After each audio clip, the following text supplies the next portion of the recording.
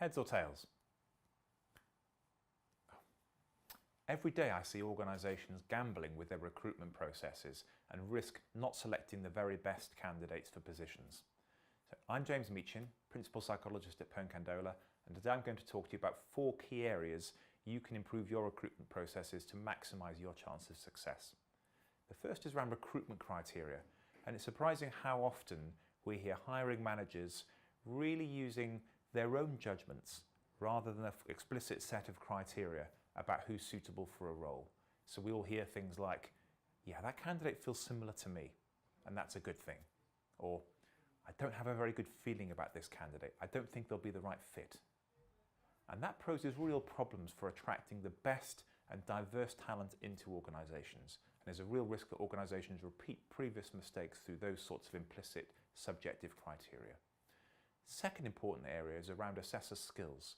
So interviewing is a complex skill, and like any skill, it needs practice to be honed effectively.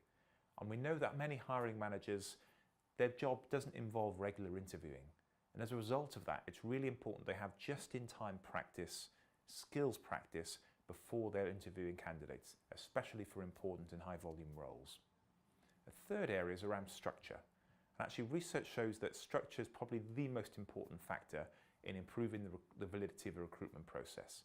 For example, a well-structured interview has almost 3 times the validity, that's the effectiveness, of a poorly structured interview. And that's about having the right questions in place, asking them consistently, having effective scoring and consistent decision-making processes all the way through and for all candidates. And finally, there's onboarding. In our experience, this is often neglected. There can be a view in organisations that once you find the best candidates, the rest will really take care of itself. But we know that's not the case. Organisational success is often about things like the networks people have, their implicit knowledge of how the organisation functions, and the stories they're able to tell and leverage. So what we need to do is to have onboarding processes which take that into account and really help people to land well in organisations very quickly. So what are the takeaways from this? So there's something about getting the criteria exactly right. Whether you're assessing for behaviours, values, or future potential, we regularly work with clients to get objective behaviours which are fair but effective in finding the best candidates. Secondly, invest in interviewer skills training.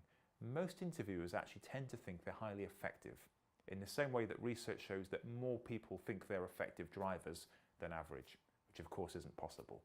So it's really important we have that assessor skills training in place to help people do their very best.